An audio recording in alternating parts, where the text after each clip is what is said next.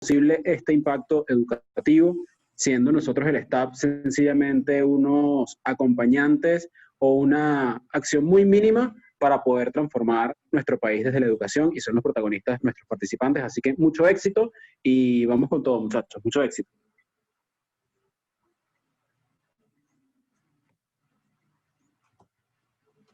Ok, buenas tardes chicos, bienvenidos a esta sesión de hoy.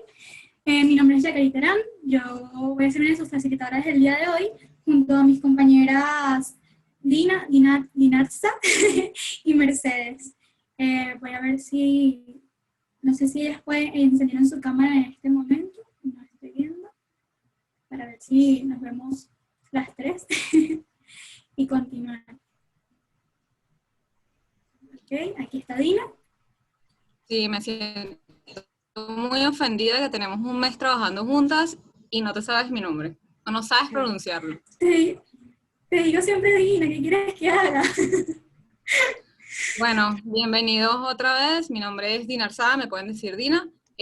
Otra vez les doy las gracias por estar aquí en este espacio, espero que cumpla con sus expectativas. Y bueno, ya los dejo con Meche para que comience la sesión. Hola muchachos, ¿cómo están? Bienvenidos todos, gracias a todos por estar acá. Para nosotros, bueno, ha sido un trabajo de alrededor de un mes crear este taller para ustedes y de verdad estamos muy orgullosas de poder contar con su participación. Ahorita, para iniciar la sesión, vamos a hacer un pequeño juego. Los voy a dejar con Jackie, que les va a explicar las instrucciones de este juego y bueno, espero que lo disfruten. Sí. Bueno, necesito que me confirmen si me están escuchando bien y si ven lo que va a aparecer en este momento en la pantalla que está cargando.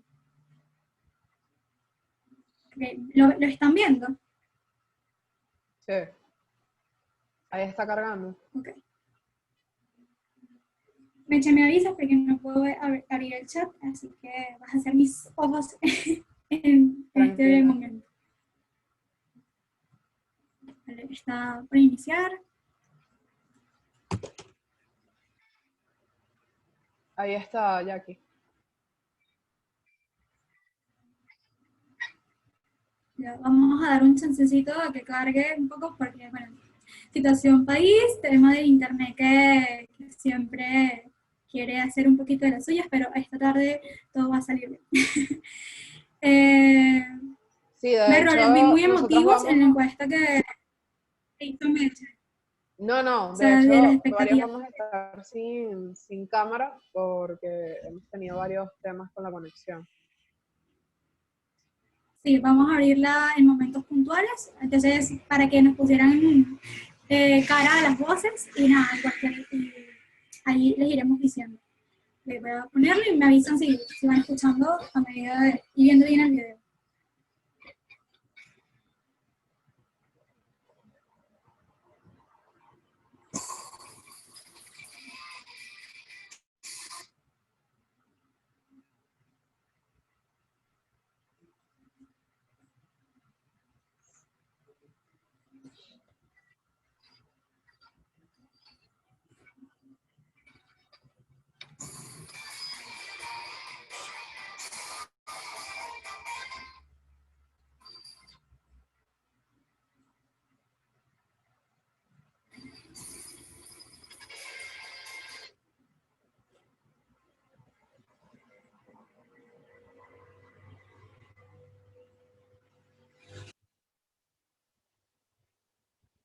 Ok, no es su internet, es el mío.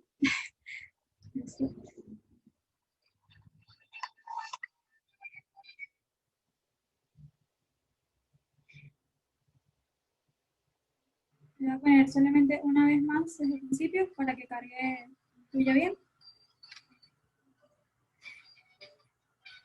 Estén muy atentos a todo lo que va ocurriendo.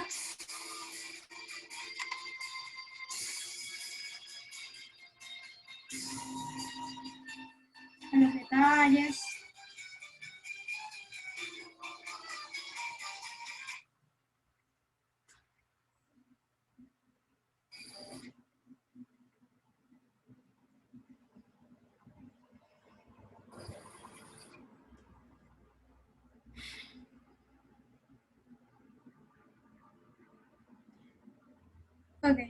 internet en este momento no quiere seguir colaborando, el video se los vamos a pasar por WhatsApp más adelante, pero con lo que vieron ahorita tenemos para hacer el juego. Quiero que a través del chat cada uno de ustedes pueda indicarnos qué sintieron o qué emociones les genera las imágenes que estaban presenciando, ¿ok? ¿Qué se les viene a la mente? ¿Con qué se conectan? Que lo vayan escribiendo por el chat, pueden ser en una palabra, dos, en una frase, como ustedes se sientan más cómodos. Y este es como el primer espacio de intervención que vamos a tener para ustedes, así que adelante, pueden ir escribiendo mientras vemos si el video puede continuar mostrando otras imágenes.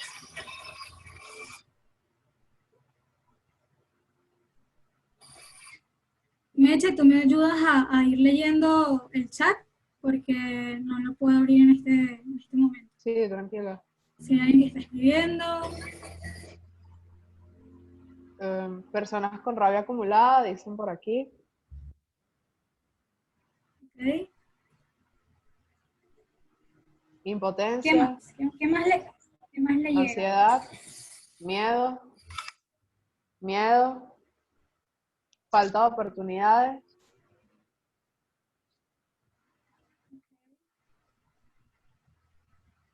Pánico.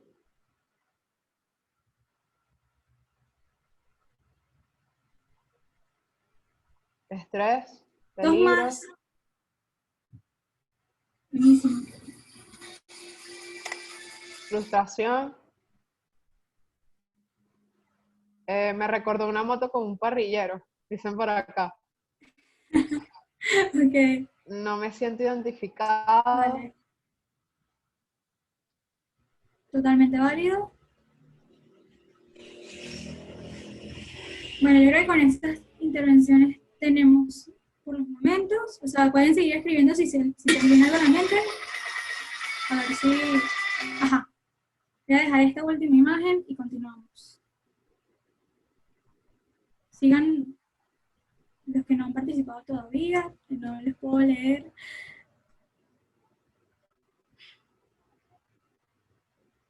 Nada. Bueno.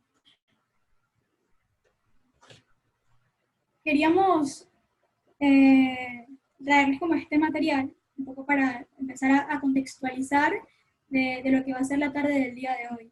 Si bien es... ya, ¿me están escuchando bien? Porque Sí, estaba sí hablando se un poco escucha distante bien. a la lámpara. Ok. Si bien es va a ser una tarde un poco curiosa, vamos a decirlo así para no spoilearles nada. Y la idea es que ustedes pudieran, que se pudiera ilustrar las palabras que ustedes nos fueron mencionando y las sensaciones que fueron teniendo en este primer momento. Se supone que aquí va a aparecer una nube de palabras, que en este momento no está apareciendo, pero en verdad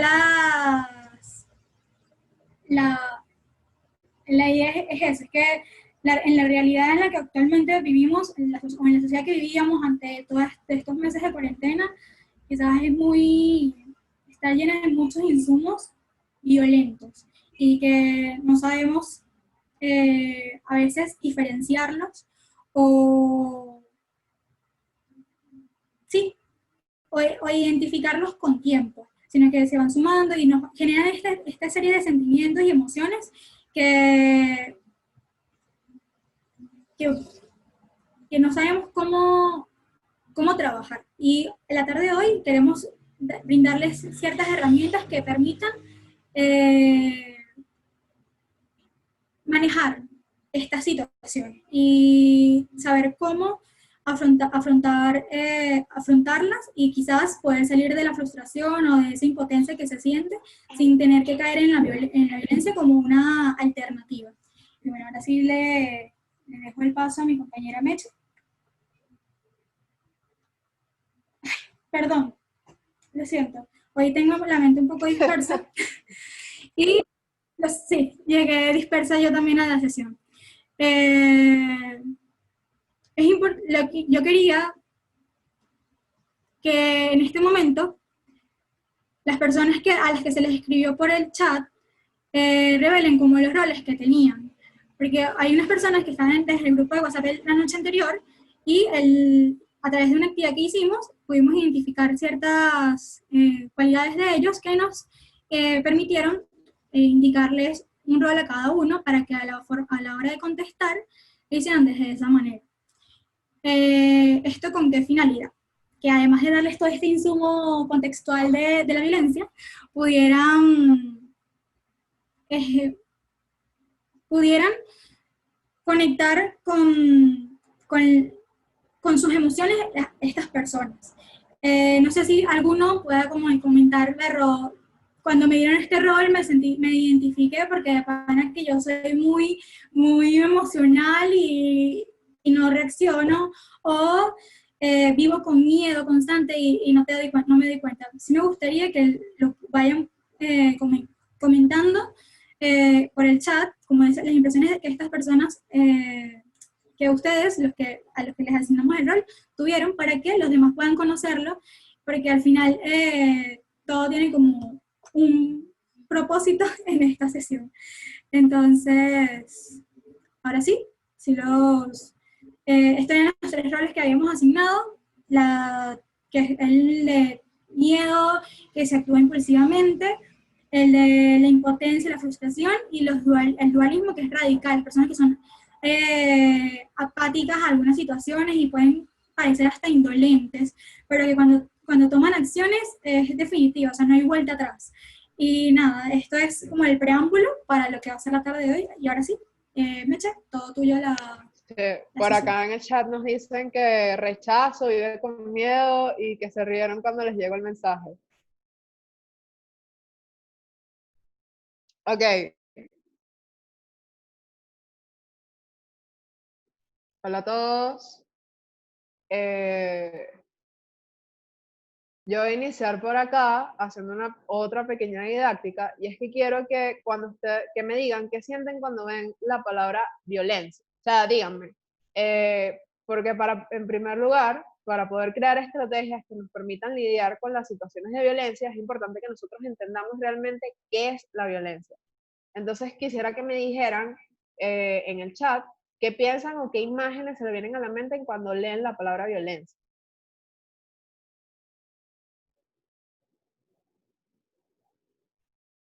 Ok, por acá nos dicen inseguridad. Cuando leo violencia, automáticamente me voy a las protestas del 2017. Algo que rechazo, golpes, guerras, falta de soluciones,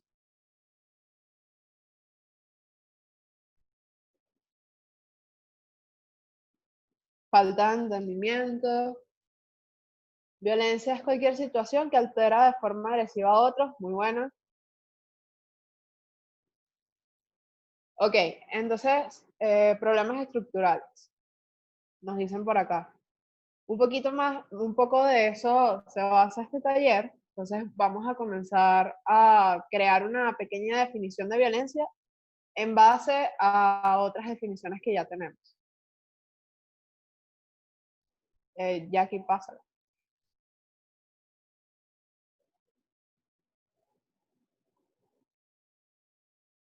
Ok, tenemos que, de acuerdo con la Organización Mundial de la Salud, quien realizó una campaña en el 2012 contra la violencia, la define como el uso intencional de la fuerza física, amenazas contra uno mismo, otra persona, un grupo, una comunidad, que tiene como consecuencia, o es muy probable que tenga como consecuencia, un traumatismo, daños psicológicos, problemas de desarrollo o la muerte. Similar a esta definición, Thomas Platt dice que la violencia es la fuerza física para causar el daño. Pero ahora quedaría preguntarnos, ¿podemos decir que la violencia comprende solo aquellos eventos en los cuales se utiliza la fuerza física? Ahorita les voy a aparecer una encuesta acá en Zoom. Me gustaría que, por favor, contesten con la mayor sinceridad posible. José, por favor.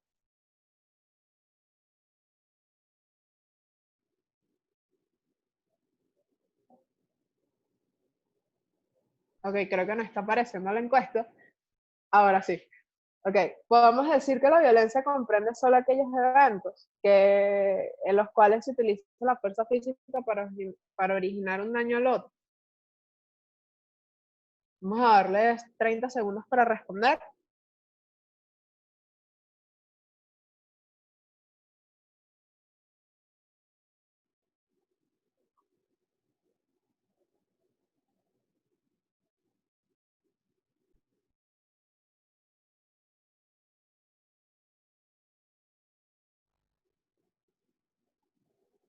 Y listo, creo que vamos a finalizar la encuesta ya.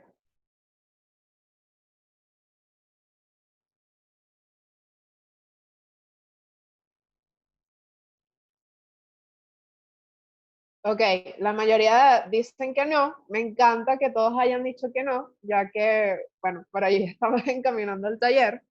Sin embargo, quisiera dar luz a esta definición de violencia para que entendamos un poquito mejor los números cuando hablamos de violencia en términos de física. Según el Observatorio Venezolano de Violencia, en el año 2019, Venezuela se mantuvo como uno de los países con mayor número de muertes violentas de la región y en el mundo. Se cerró con una tasa de 60,3 muertes violentas por cada 100.000 habitantes, y esto está muy por encima de cualquiera de los otros países considerados violentos en América Latina. Además, esta tasa es un resultado de 3 tipos de muertes violentas que desde hace más de una década se han estudiado como constitutivos de la violencia letal en la sociedad. Esto comprende los homicidios, las muertes por resistencia a la autoridad y las ejecuciones extrajudiciales. Sin embargo, han habido otras investigaciones que demuestran que para el año 2019 la tasa de suicidios del país podría fluctuar entre 9 y 10 suicidios por cada 100.000 habitantes. Entonces, ¿es la violencia solo una expresión del daño al otro o es también una expresión del daño a nosotros mismos? ¿Podemos considerar que la violencia es un fin para un medio? Ok, parece ser que en algún punto un grupo de personas sin conexión entre sí se preguntaron lo mismo que nosotros en este momento. Es por esto que el escritor francés Jean-Marie Domenach definió la violencia como el uso de una fuerza abierta o escondida de un individuo o un grupo, eso que ellos no quieren consentir libremente. Ahora quiero que presten mucha atención a este concepto porque lo vamos a estar, digamos, partiendo para evaluar cada uno de sus componentes. En este concepto, ajá,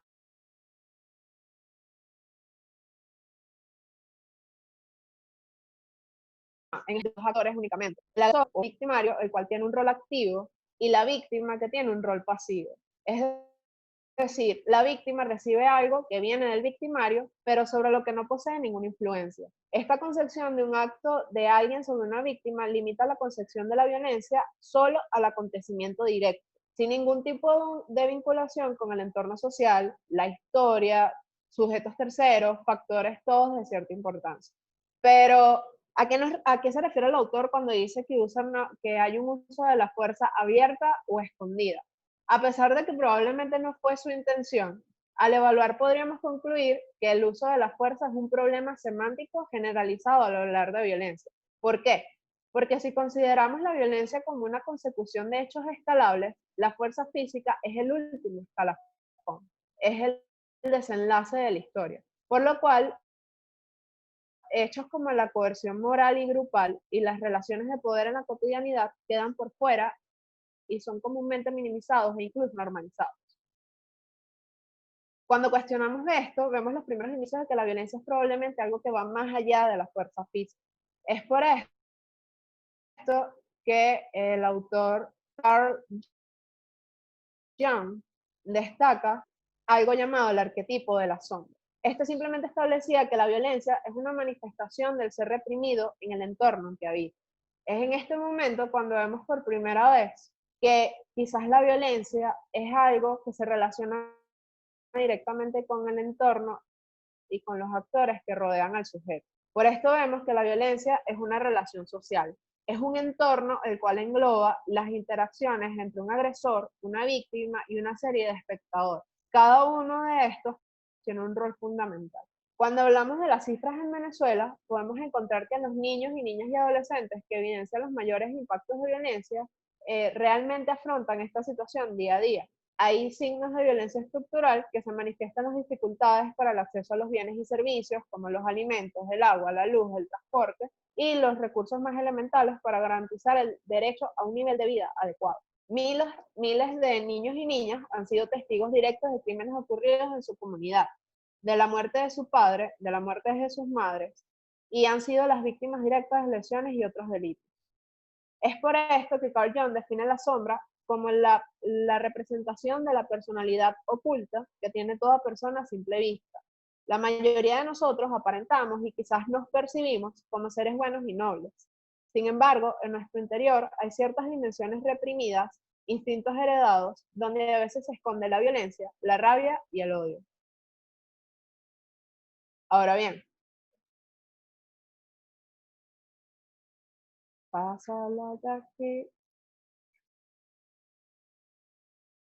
Ahorita vamos a evaluar un poco cómo es esto de las emociones reprimidas y cuál es la progresión de la violencia. En primer lugar, tenemos la agresividad. La agresividad es un instinto innato en el hombre y en los animales. Es muy importante que recordemos esto, es un instinto. Mientras que la violencia es un producto humano. La agresividad es un instinto natural que el hombre lleva consigo desde su nacimiento y que comparte con los animales. El instinto nos sirve para estar alerta, defendernos y adaptarnos al entorno. Por lo tanto, la agresividad es biológica, es instintiva y está regulada por reacciones neuroquímicas. Gracias a la cultura, podemos modular este instinto agresivo y convertirlo en un instinto social, que podemos lograr denominarlo como violencia. En segundo lugar, tenemos la ira y el enojo. La ira es una emoción humana, es muy normal. Sin embargo, una persona se siente enojada como resultado de insatisfacción emocional o psicológica, disgusto o irritación. Esto puede suceder debido a diversas razones. La incapacidad para alcanzar objetivos, críticas sociales, recibir amenazas, la frustración, etc. Además, se cree que la ira también puede ser la respuesta secundaria a sentirse triste, solo o incluso asustado. Por lo tanto, no podemos describir la ira como algo bueno o algo malo, porque depende del resultado final que produzca. Si la ira no la controlas, puede crear un comportamiento destructivo y agresivo que puede socavar la calidad de vida de una persona, creando problemas para mantener las relaciones interpersonales en la sociedad. De acuerdo con el diccionario de Cambridge, se puede encontrar una definición de enojo o ira como un sentimiento fuerte que te hace querer lastimar a alguien o ser desagradable por algo injusto o desagradable que ha sucedido.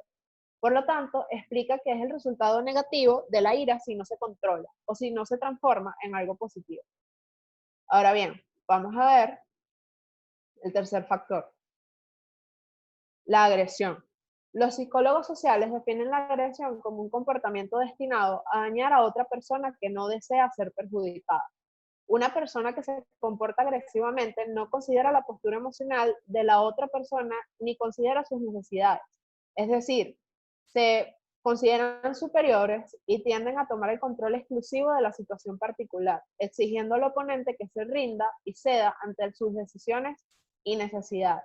A diferencia de la ira, que es principalmente una emoción, la agresión tiene un aspecto muchísimo más conductual. Se puede decir que es la escalada de la ira, es el resultado negativo igual que el enojo.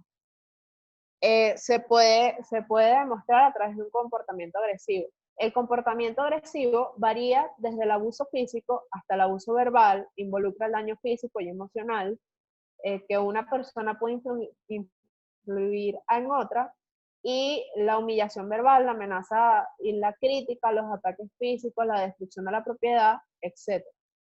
De la misma manera, los psicólogos sociales usan el término violencia para referirse a la agresión con un daño físico extremo, como lesiones o la muerte como su objetivo.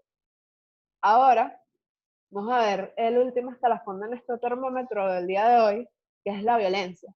Y es que la violencia no es un comportamiento natural del ser humano. se trata de un producto cognitivo y sociocultural alimentado por los roles sociales, los valores, las ideologías y los símbolos. Es por esto que tenemos aquí hoy un pequeño concepto que hemos creado con el grupo. Este grupo ha definido, y es un concepto o una definición global de la violencia. Es decir, la violencia alude a actos y comportamientos que se presentan insertos en relaciones o contextos diferentes, que cuenta con por lo menos 3 tipos de actores que la delimitan: el agresor, la víctima y los observadores. Además, presenta un aspecto de sucesión con origen o causa, un desarrollo a partir de ciertas dinámicas. Estas dinámicas pueden ser sociales, culturales, y posee ciertas características que implican determinadas consecuencias. Ahora, luego de que hemos visto este concepto de violencia, quisiera invitarlos a que evaluemos nuestro entorno. Todos vivimos, todos hacemos vida en una comunidad, en una universidad, tenemos nuestros grupos sociales, tenemos distintos grupos de amigos. Y me gustaría que piensen un momento cómo es y qué comportamientos han visto en su entorno.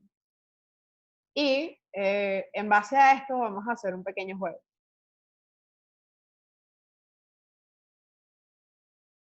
Bienvenidos al bingo contextual. El bingo contextual se trata de definir aquellos espacios en los que en algún momento hemos visto algún tipo de violencia. No tiene que ser solo violencia física, como ya les comentamos, puede ser un tipo de violencia cultural.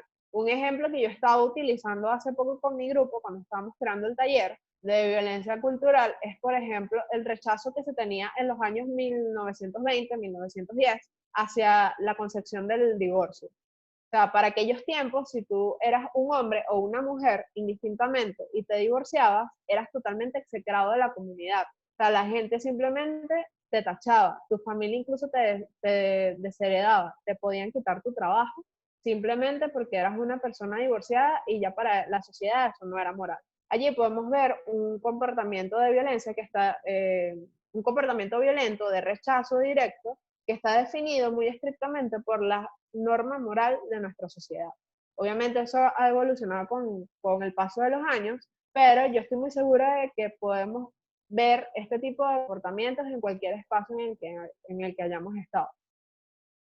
Ahora, la siguiente lámina les vamos a mostrar cómo se llena este bingo contextual, y nos gustaría que, bueno, si ustedes en el chat de Zoom en este momento nos compartieran aquellos entornos en los cuales han podido denotar este tipo de comportamientos violentos. Dina, porfa, ¿me puedes ayudar con los comentarios? Sí, perfecto. Aquí estoy. Tengo un casi bingo, dice Valentina, me falta voluntariado. Muy bien, Valentina. ¿Quién más? A ver. ¿En qué lugares o contextos que ustedes conocen que sean comunes para ustedes han presenciado actos violentos? América dice bingo completo también. Muy bien. En todos. Es real. Comunidad, voluntariado, dice Edward. Víctor, comunidad, familia, espacios públicos, servicios comerciales, voluntariado. También tiene casi bingo, Víctor. Sí, bingo.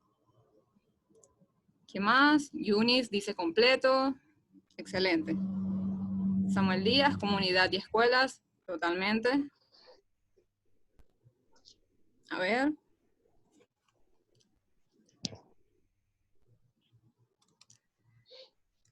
Pero sí, o sea, realmente en casi todos nuestros contextos está involucrada la violencia, y como bien dice Meche, no es solo violencia física, es violencia verbal, violencia psicológica y otros tipos de violencia que, bueno, ya veremos más adelante.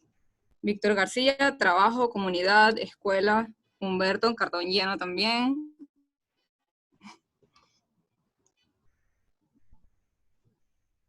Excelente. Ok, gracias a todos por jugar nuestro bingo contextual. Ahora, una vez que hemos conocido el entorno, vamos a aprender a conocer a los actores. Nina. Muy bien, gracias Meche. Como bien dice ya Mercedes, ya tenemos como el concepto de violencia y conocimos los contextos en donde puede encontrarse ese concepto de violencia. Ahora vamos a hablar un poco sobre el sujeto. Y antes de eso, me gustaría que me contestaran rápidamente por el chat en una palabra que caracteriza a una persona cuando actúa violentamente. ¿Qué se puede ver a simple vista? ¿Qué desde un lugar externo en el que quizás no estás involucrado directamente en el conflicto puedes observar? Yo, por ejemplo, irracionalidad, dice Cherezade, exactamente. Yo creo que lo primero que vería sería rabia, así como está Leo aquí súper furioso. Impulsividad, dice Valentina, Crismar, impulso, gestos bruscos, dice Víctor, William, descontrol, excelente. Falta de autocontrol, tal cual. ¿Qué más? Frustración, rabia, impulsividad, irrespeto, falta de racionalidad, tal cual. De todas estas cosas vamos a hablar ahorita. Rabia, ok. Bueno, cuando ya aquí me pueda pasar la lámina, vamos ahora a ahondar un poco en ese concepto de violencia en nuestro ADN. Y para eso yo me voy a apoyar en el modelo de Elaine de Beport, en donde ella se fundamenta en los 3 sistemas cerebrales. No sé si alguna vez los han escuchado, en donde nos encontramos al sistema básico o sistema R, que es el sistema del comportamiento, el sistema límbico o de las emociones y el sistema neocortical. Estos 3 sistemas los podemos imaginar como un conjunto de 3 cerebros en uno, que constituyen una jerarquía, lo que es llamado el cerebro triuno. Son 3 computadores biológicos interconectados. Cada uno tiene su inteligencia particular, su propia subjetividad, memoria y funciones. Así que bueno, vamos a empezar a conocerlos un poco. Y aquí, cuando puedas. Vamos a empezar con el sistema cerebral básico o sistema R. Este es el sistema de la estabilidad y la seguridad, de la preservación de la vida. Es básicamente el cerebro de la supervivencia, de actuar por instinto, de las acciones. Así que cuando ésta se ve amenazada, la más probable respuesta que podamos observar es la de actuar con violencia. También es el sistema cerebral de los ritmos y las rutinas básicas de la vida, y el de formar parte de un grupo. De hecho, Elaine nos comenta que para ella este sistema es el cerebro de ser parte de incluirse o excluirse de los grupos. Por ejemplo, debido a la situación país que todos conocemos, y aún más hoy en día con la pandemia, hay miles de jóvenes que pueden encontrarse sin trabajo y con pocas posibilidades de capacitarse. Esto puede generar un proceso o una sensación de exclusión social que puede llegar a terminar en violencia y en delincuencia. De hecho, los datos disponibles del monitor de víctimas del 2017 al 2020 demuestran que el 93% de las víctimas de homicidio en el país involucran a hombres jóvenes. Estos pueden llegar a ser víctimas, pero también victimarios. El segundo sistema que vamos a conocer es el sistema límbico o estructura de las emociones. Es el sistema que representa el sentir. Su lenguaje interviene en todo el cuerpo. Podemos observarlo en la cara de las personas, en su tono de voz y en los gestos. Todos conocemos a alguien o tenemos un amigo que es exageradamente expresivo con sus gestos, o que no puede disimular lo que siente porque automáticamente lo expresa en su cara. Esto es precisamente porque muestra sus emociones a través del lenguaje corporal. El sistema límbico es también la estructura de la memoria a largo plazo, en donde se alojan nuestras heridas recientes y viejas. Elaine nos trae un concepto muy curioso sobre la rabia, en donde ella dice que la rabia es estar herido y queriendo, es decir, queriendo algo o alguien que no se ha podido obtener, ya que las personas sienten rabia y tristeza al sentir que no pueden. Por ejemplo, ¿en cuántas ocasiones nos ha ocurrido que hemos querido hacer algo y por situaciones externas en las que no tenemos control nos los han impedido? ¿Les ha pasado? A ver, si a alguien le ha pasado eso, me lo puede decir por el chat. Yo estudio en la UCB y cualquier persona que estudie o haya estudiado mayormente en una universidad pública puede reconocer ese hermoso sentimiento de frustración que puede ocasionar el querer transcurrir tu carrera de una manera normal y que los conflictos internos o externos de la universidad te lo impidan, generando retrasos y que quizás no puedas realizarte académicamente en el tiempo estimado que deseabas. Esto indudablemente genera frustración, que puede convertirse en rabia y en tristeza. Pero es importante entender que el origen de la rabia y de la tristeza es el deseo bloqueado, y que antes de llegar a la violencia se siente rabia, la cual puede representar la primera salida de nuestros espacios de poder. Si no sabemos cómo recuperar ese poder y continuamos sumergidos en la rabia por un tiempo prolongado, corremos el riesgo de ir un paso más allá y llegar a la violencia.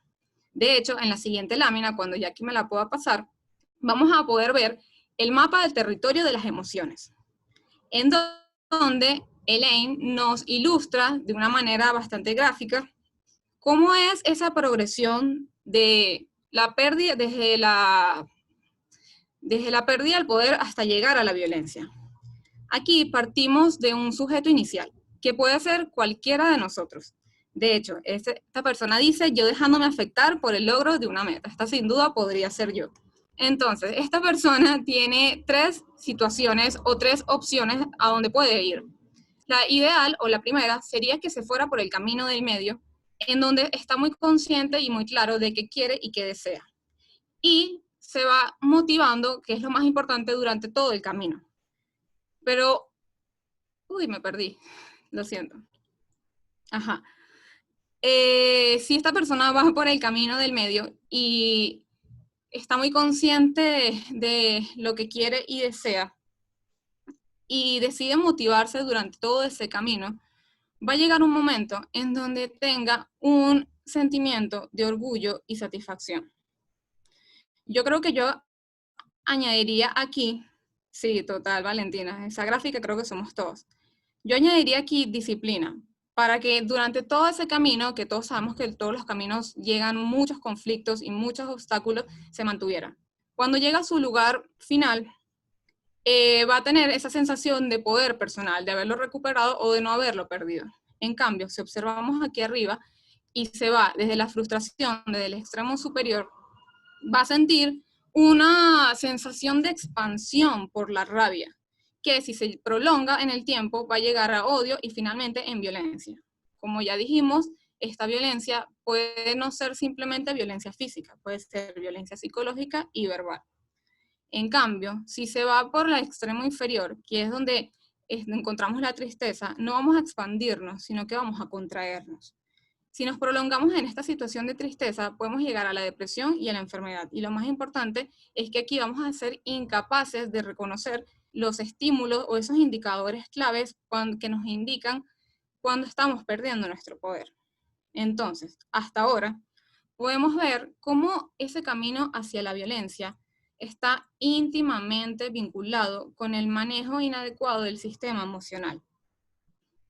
Porque de hecho, ni en los colegios, ni en las universidades, ni mucho menos en los hogares, enseñan a cómo atravesar este territorio emocional. El camino hacia la violencia inicia con esa acumulación de frustraciones constantes. Y si nosotros no sabemos manejar nuestras emociones, estas van a llegar a manejarnos a nosotros mismos. Y es en esos momentos cuando estamos perdiendo nuestro poder personal. Es importante entender que todo conflicto y situación de violencia hay un asunto de poder frustrado, sea poder personal, social, político o psicológico. Y que esto puede ocurrir, o lo que mayormente puede ocurrir en estas situaciones, es que se intenta recuperar ese poder por cualquier camino o por cualquier razón. La agresividad y la violencia son esas formas engañosas de sentirse poderoso, pero indudablemente no son el camino ideal. Ahora, la pregunta sería, ¿cómo no quedar atrapados en la rabia y en la violencia cuando escogemos alguno de los dos extremos y no nos vamos por el camino del medio? Yo creo que lo primordial sería dejar de creer que otros son los responsables de nuestra rabia o de nuestra tristeza, ya que es muy frecuente oír o decir expresiones como me hiciste enojar, estoy triste por lo que me dijiste, o algo más general, estamos atacando a este grupo de personas porque nos sentimos amenazados, cuando solamente nosotros somos dueños de nuestras emociones y de nuestras acciones. Y cuando actuamos desde la violencia, nadie es responsable por esa actuación más que nosotros mismos. Sin embargo, la tendencia es siempre a colocar la responsabilidad fuera de nosotros, culpando a un agente externo. Ahora vamos a ver el tercer sistema, que es el sistema neocortical. Esta es básicamente lo que conocemos como cerebro. Es la estructura mental de pensamientos e imágenes. es la estructura también del pensamiento racional y asociativo. En términos de conflicto y violencia, si alguien está sintiendo rabia, se siente amenazado y considera que les están quitando sus espacios de supervivencia, nada le impide involucrarse de manera indefinida en sus propios argumentos y no resolver los conflictos, ya que este es el sistema de las creencias, del dualismo, del pensamiento dicotómico o de extremos, negro o blanco, bueno o malo. Esta forma de observar el mundo está arraigada dentro de nuestro sistema de pensamiento. Así como podemos ver aquí a Sheldon, bueno, en la lámina anterior, mientras intentaba explicarle exhaustivamente sus puntos y criterios a Penny, y ella se queda como que, ¿what? Pero para poner un ejemplo que lo explique mejor, pensemos por un momento en dos personas en donde existen creencias, ideas y pensamientos contrarios, que realmente nos ha pasado a todos en algún momento.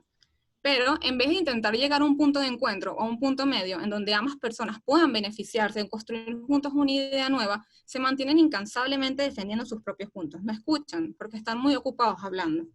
Esto solo creará separación y un conflicto constante, que dependiendo del contexto y de las personas y de cuánto se prolongue esa situación, podría convertirse en una situación de violencia. En las situaciones de conflicto que se pueda generar o llegar a una situación de violencia, necesitamos practicar la asociatividad, intentando construir terrenos en común. Ahora, a raíz de todo lo detallado anteriormente, y tomando en cuenta un poco que el criterio que la violencia no proviene solo de un producto cognitivo, mental, emocional y actitudinal, sino que también proviene de factores socioculturales, podemos llegar a una clasificación de la violencia. Sin embargo, es importante resaltar que esta puede variar según los criterios que se utilicen para su observación. Así que vamos a ver cómo clasificamos la violencia. Totalmente, Valentina. Esa es una forma de evitar una violencia, de eso nos va a hablar Jackie, retirarte de la situación. Ajá, desde el criterio del daño a la víctima, podemos clasificar a la violencia como violencia patrimonial o económica, que afecta la integridad patrimonial de las personas, violencia sexual, que afecta la integridad sexual de las personas, como en el acoso o la violación, psicológica, que afecta la integridad psicológica produciendo trastornos de comportamiento, percepción y daño emocional, violencia física, que daña la integridad corporal de las personas, produciendo golpes, fracturas y hasta la muerte. Pero ahora la pregunta es, ¿existirá algún lugar en donde puedan estar inmersas todos estos tipos de violencia? La respuesta es que sí. Y están inmersas todas o todas están clasificadas en la violencia doméstica, o sea, en el círculo familiar. La familia no es un secreto para ninguno de nosotros, que es el motor que impulsa a la sociedad. Y por ende, debería ser un espacio en donde la mayor parte del tiempo exista armonía, hábitos y costumbres saludables que se puedan transmitir de una generación a otra, pudiendo brindar un espacio sano y seguro para el desarrollo de todas las personas que pertenezcan a ese núcleo familiar. Sin embargo, las familias pueden ocurrir actos de maltrato que quizás lleguen momentos en donde no sean divulgados, ya que en lo particular o en lo general pueden ser enmascarados y ocultados por las propias víctimas, quienes usualmente, o la población que siempre está más en riesgo, son las mujeres, los niños y los ancianos, quienes muchas veces son silenciados por el mismo dolor y el agotamiento que les produce vivir esa historia de discriminación y abandono, en donde puede llegar a anularse su integridad física y psicológica. De hecho, en un estudio realizado en Caracas, que me pareció muy curioso, en el sector de las tunitas, se pudo ver cómo el 30% de los actos violentos se propiciaron en familias funcionales. Lo que sugería este dato en ese estudio es que las familias disfuncionales, estos maltratos estaban enmascarados, ya que muchas veces se veían como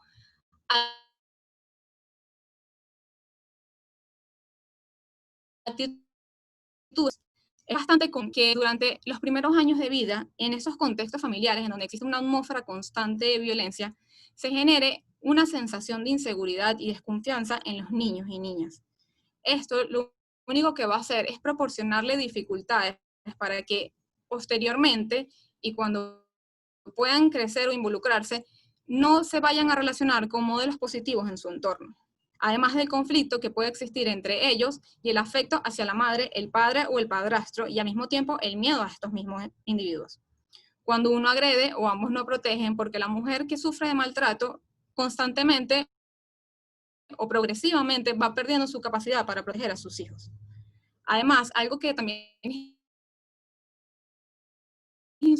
que a veces rayan en la violencia con el fin de evitar rasgos asociados al género contrario. Por ejemplo, es muy común escuchar en muchos entornos familiares que le dicen a los más pequeños, los hombres no lloran, devuélvele el golpe, o decirle a las niñas no pelean, pareces un macho, ocasionando que al final los niños piensen que su rol masculino debe expresarse en conductas de demostración de fuerza, valor y riesgo, y que a veces puede no ser de una manera positiva.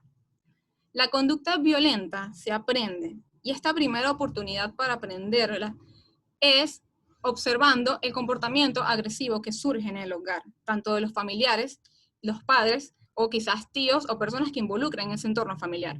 El niño va aprendiendo a asociar esos estímulos con conductas violentas y a responder con violencia a sus propias frustraciones, ya que no, en su sistema cognitivo no encuentra o no ha conocido otra manera distinta de relacionarse. A pesar de que los niños normalmente, según otros estudios, han sufrido abuso, no necesariamente pueden repetir ese comportamiento. Si existe una relación significativa entre que hayan sufrido algún tipo de abuso en la niñez y que puedan después, posteriormente, repetir estas mismas actuaciones o estos mismos modelos de conducta. Pero también es importante aclarar que la violencia también se puede aprender tanto en la escuela como en la calle, tomándose como una forma natural de resolver los conflictos y de relacionarse o hasta como una forma de vida. Bueno, Jackie, si puedes me pasas la lámina anterior a esta, que es un modo de resumen de cuáles son los factores de la violencia doméstica donde puede ser generada. Y en estos los encontramos son la dependencia, que a nivel económico y emocional de una pareja a otra, las estructuras rígidas, como ya comenté, de las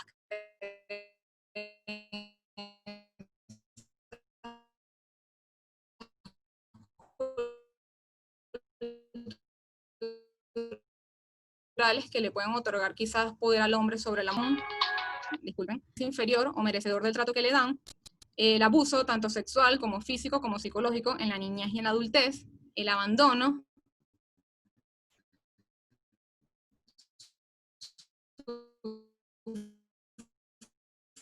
usualmente en la niñez, presente el uso constante de alcohol o drogas, exponer a los niños a distintas formas de maltrato. Ahora sí puedes pasar la lámina, y aquí. En donde la primera está el maltrato emocional, que puede incluir desde la burla, la ridiculización, ocasionando un desarrollo emocional y psicológico deficiente en el niño, haciendo que se encuentre posteriormente con un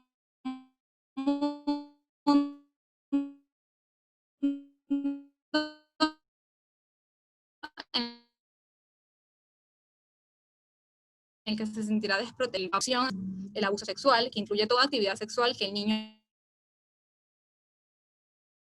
no pueda comprender o no tenga la madurez suficiente para dar su consentimiento. Y por último, la explotación corporal, que incluye el trabajo infantil. Esto es importante porque el trabajo infantil es una forma de violencia.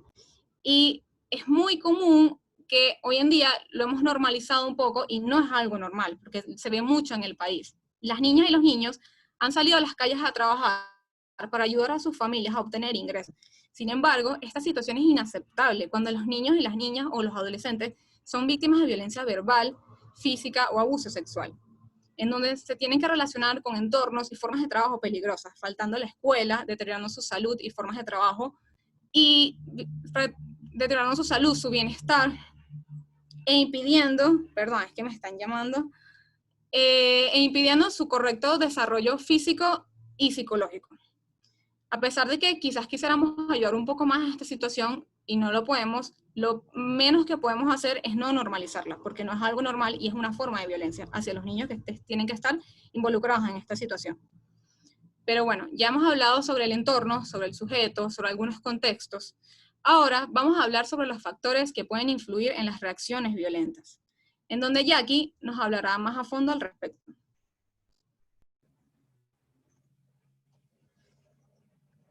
¿Aló, me escuchan? Necesito que me verifiquen si se escucha bien, porque no sé si es mi conexión la que estaba fallando un poco y se escucha en algunos puntos entrecortados. Están escribiendo algo por el chat, así que voy a asumir que sí. Y yo quiero empezar preguntándoles si creen que es posible identificar factores que detonan las reacciones violentas en otras personas. O sea, no la solución, no métodos para resolverlo, sino factores que te puedan ayudar a prevenir una situación violenta. ¿Creen que eso es posible? Espero como sus respuestas en el chat. En unos 10 segunditos. 1, 2, 3, 4. Y si Tina me puede ayudar a leer, porque no puedo abrir el chat, sería genial. Sí, perfecto. Pero nada, ok, ahí vi que habían respondido algo, entonces, si lo puedes leer.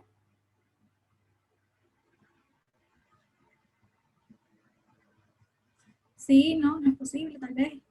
Yo creo que tal vez, en verdad. Lo siento, tenía el micrófono apagado. Vamos por aquí dicen que sí, Jackie, que sí, yo creo que sí, es posible. Tranquilo. América dice que sí. Sí. Vamos a averiguarlo.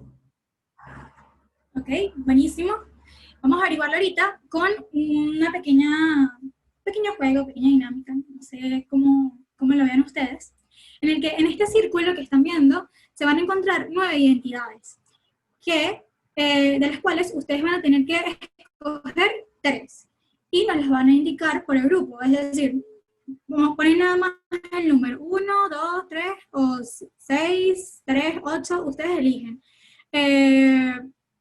Tómense como 30 segunditos para leerlas todas y identificarse realmente con 3 de ellas. Y si solamente se identifican con una, bueno, ponen una sola, pero no dejen de responder por eso. Entonces, espero como sus comentarios ahí. Lina igual me va a apoyar Aquí Mitchell dice, hay actitudes que señalan...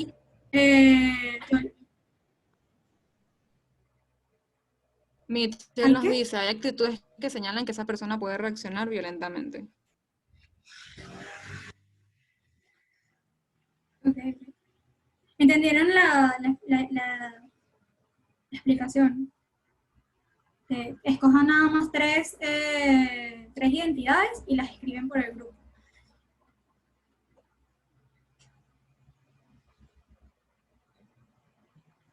La primera es exigente, perfeccionista, crítico y rígido, empático, seductor, orgulloso, victimista, eficaz. Aquí dicen William 9-4, Valentina agarró 7, 8 y 9 definitivamente.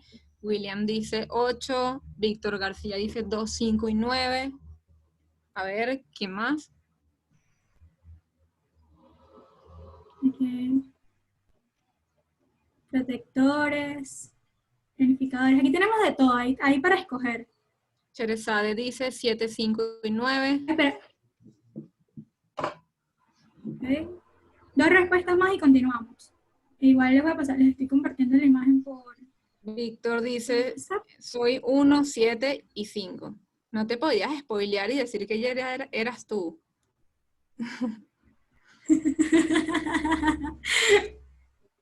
Buenísimo. Ok, perfecto. Bueno, estas 9 identidades arman un enneagrama, que significa 9 líneas en latín, y está basado en que las personas, o sea, todas las personas somos únicas y diferentes, pero tenemos ciertas cualidades que nos identifican o nos relacionan con otras personas. Y estas cualidades, investigadores y teóricos de las ciencias humanísticas se dieron la tarea como de ir investigando y encontraron que existen como un patrón de 9 conductas de comportamiento en las personas. Es decir, todas las personas poseemos estas 9 identidades, pero siempre hay 3 o una que se evidencia más en nuestro día a día.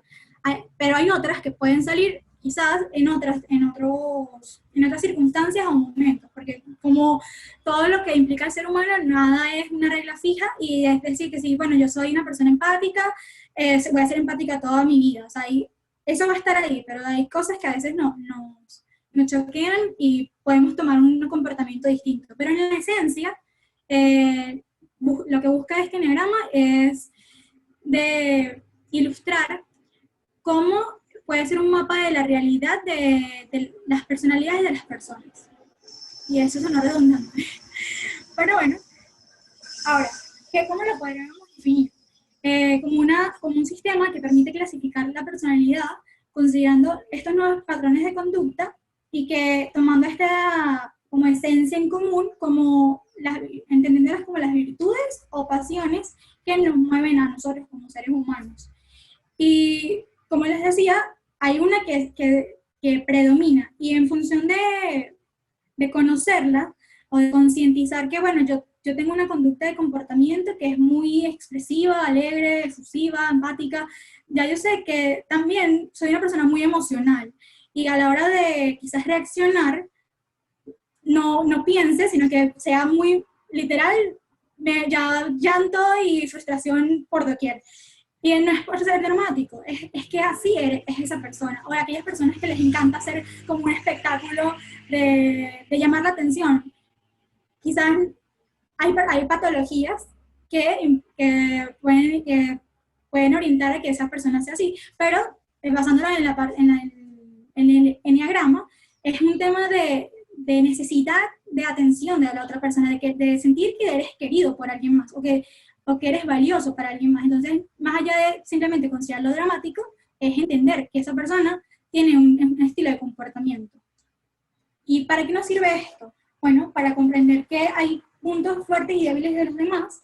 Entonces, esto nos permite empatizar y ver otras perspectivas distintas a las nuestras sin que nos sintamos agredidos o violentados, o que violentemos la integridad de otra persona. Por lo menos, si hay un chamo que es todo retraído, callado y no le gusta, pero es rígido a la hora de actuar como Sheldon. Tenemos a Sheldon, que él es todo un personaje, y entender cómo él se comporta y cómo se relaciona te permite evitar generar situaciones conflictivas hacia él o contigo mismo, donde te puedas exponer, porque al final las personas buscamos siempre defendernos, aun cuando no sea la manera correcta de reaccionar. También nos permite interpretar estas señales de alarma, estar como muy atentos y pendientes de esos, mi hermana lo llama red flag. Yo no sé mucho de inglés, pero que es como esos pequeños momentos, instantes que tú dices, esta persona tiene este comportamiento, esta persona tiende a ser controladora o tiende a ser perfeccionista, y eso no tiene que ser algo malo o bueno, simplemente es, pero tú tienes que estar atento a que no se lleve o se convierta en una patología o en una situación violenta a la hora de tener un conflicto.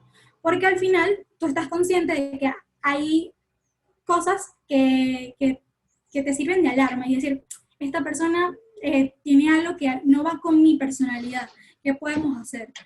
Y en función de eso, pues concientizarnos nosotros para evitar generar estas situaciones. Y ojo, evitarlas o no generar situaciones violentas no implica someterse y y justificar el comportamiento agresivo de alguien, ya sea de los padres, de un esposo maltratador, de una mujer maltratadora.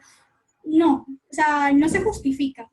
Tú puedes entender cómo es la conciencia, cómo es la conducta de esta persona. A ver, sí, es una persona muy, muy firme, que le gustan las cosas de esta manera, pero jamás ni nunca justificar que te vaya a agredir o vayan a violentar tus derechos. Y bueno, ahora, ¿qué hacemos con esta información? Si ya hemos visto todo el entorno, vimos que podemos concientizarnos con el sistema cerebral buenísimo, qué cool, y sé que puedo también empatizar con los demás, pero ¿y para qué me sirve todo esto? Bueno, nos sirve para aplicarlo, primeramente, revisando las estrategias. Y ya me iba a spoilear sola. Antes de proceder a la estrategia que en verdad les traemos, queremos comentar brevemente cuáles son las que normalmente se utilizan en cualquier situación de conflicto. Y no un conflicto que necesariamente tenga que ser violento, pero sí que esté presente y que si no se resuelve y se le da larga, podría derivar en eso. Entonces, hay personas que deciden evitarlo y hay ninguna de las dos partes. Ocurre un conflicto, nadie se dijo nada y decidieron retirarse y ya. No hay un momento después para conversar, sino que lo dejan así y esas emociones y sentimientos se van acumulando. Lo mismo pasa cuando conciliamos. Que a veces no, bueno, es que él es mi amigo y nada, yo voy a dejarle pasar esto porque yo lo quiero mucho, o es que es mi mamá, ella siempre es así, yo le voy a dejar, no importa. Cuando cedemos y nos ponemos en prioridad nuestros argumentos, luego eso lo vamos acumulando y se va generando como una bomba de tiempo. Entonces, yo pierdo, tú ganas, pero por el momento. Después seguramente va a haber otro conflicto que quizás en el que te veas obligado a tomar actitudes distintas. Y aquí vamos al siguiente coordenada, que es la de obligar, en donde ya no me importa escucharte, sino que me importa es tener la razón. Y bueno, yo quiero tener la razón, sí o sí, me enfrasco en esa, listo, yo gané. ¿Y luego qué? O sea, y si lastimaste quizás a una persona a la que querías y no te permitiste entender sus argumentos, te quedaste con eso, entonces yo gané entre comillas y tú perdiste entre comillas. Luego tenemos como mi cuadrante bonito, que yo lo veo así como que de un color verde, y es que es el de cooperar, donde yo gano y tú,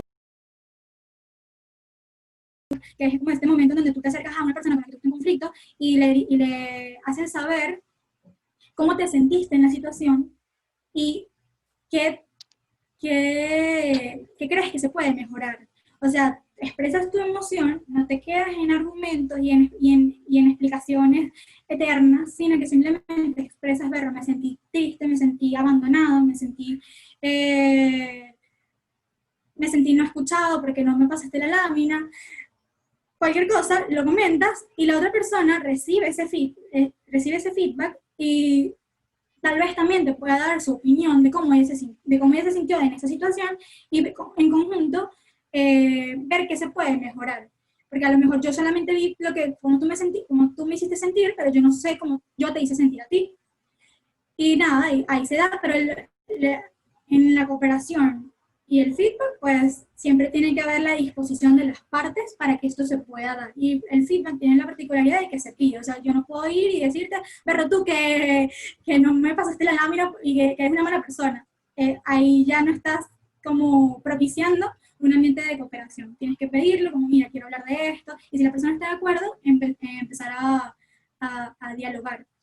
Y la existencia de esta cooperación da la oportunidad de negociar. Pero no negociar desde la obligación o como en los tribunales, no, sino negociar por principios, en donde la base es considerar a las personas, o sea, considerar que somos personas y que tenemos una relación, pero que la relación es aparte del problema que podamos tener, que la relación es aparte al conflicto. Es decir, no involucrarlo, no decir porque tú eres mi amigo, no.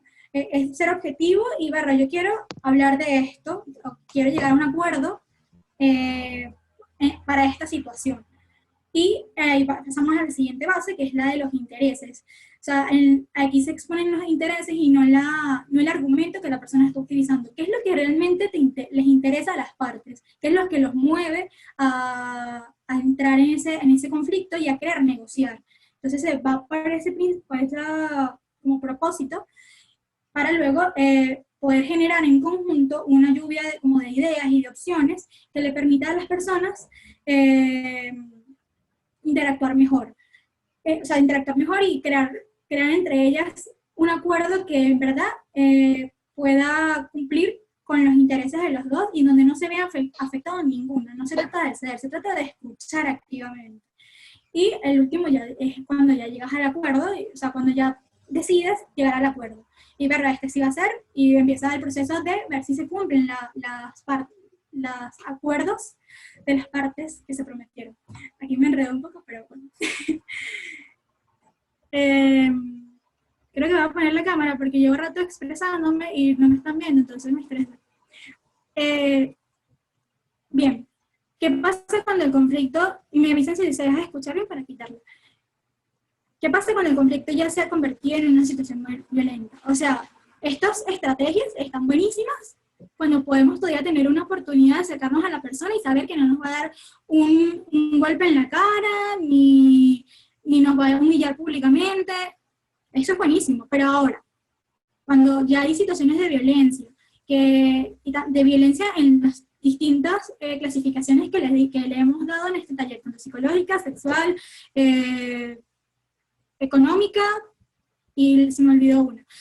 Pero, ¿qué pasa? Bueno, en principio, cuando esta situación ya llega, estamos en un juego de poder, en donde hay una persona que tiene la capacidad de tener el control sobre otros, porque tiene algo que realmente le importa y le interesa.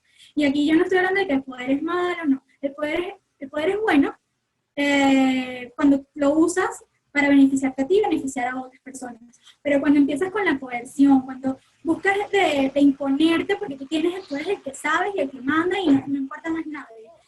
Entonces, en esos momentos ya deja de ser algo beneficioso o positivo y empieza a ser algo que es abusivo. Entonces, y genera situaciones en donde tienes tanto poder que no te hace falta como imponerte o decir nada para que se cumpla lo que tú dices ante la persona de la cual estás abusando. Sino que, yo soy el jefe, yo puedo andar por ahí caminando a todas horas, yo soy el que manda, el que te trae el dinero, y por ende tú tienes que hacerme caso, y ya no tienes que decírmelo constantemente para yo actuar. Entonces genera como una eficacia, entre comillas, de las actividades. Ahora, también genera una dependencia hacia esas personas, porque te empiezas a perder de ti mismo y a no entender que tú tienes la capacidad de salir adelante, sino que tú te crees la narrativa que esta persona te cuenta y de que tiene en verdad el control de ti y de tu vida. O sea, agarras y dejas que tome el mando del timón y tú sientes que no puedes hacer nada. Y es algo real, o sea, es fuerte porque a veces caemos en relaciones de dependencia que ni nos damos cuenta por la normalización que se le da por todo el estereotipo cultural, de ver esto es lo que se debe o no hacer, y cuando te das cuenta y despiertas un momento y dices, wow, pero es que yo le di la potestad a otra persona de que me hiciera daño, porque ya tú no eres una víctima, tú pasas a ser una persona que cede. Y ahí también entra la discrecionalidad, porque entonces no tomas, o sea, no te cohibes de realizar algunas acciones o de expresarte por evitar generar la ira o el maltrato de esta persona que tiene el poder sobre ti, o de molestarla de cualquier cosa. Y existen innumerables películas, videos y casos que reflejan esto de una manera increíble y tú dices, wow, pero esta película no tiene nada que ver con violencia y me la estás dejando ahí. Porque al final está muy arraigado en la cultura, no solamente de Venezuela, sino de muchas partes del mundo. Creo que no puedo decir que hay un país que no lo tenga. Y entonces, ¿cómo yo hago para preparar un terreno en donde yo pueda prevenir situaciones de violencia y de verdad conseguir la disposición de las partes? Ojo, nuevamente, esta pregunta va aunada a las situaciones o conflictos que todavía son manejables, aun cuando quizás hayan llegado a un punto de violencia. Y me refiero a manejables a que no hay una patología por ninguna de las partes de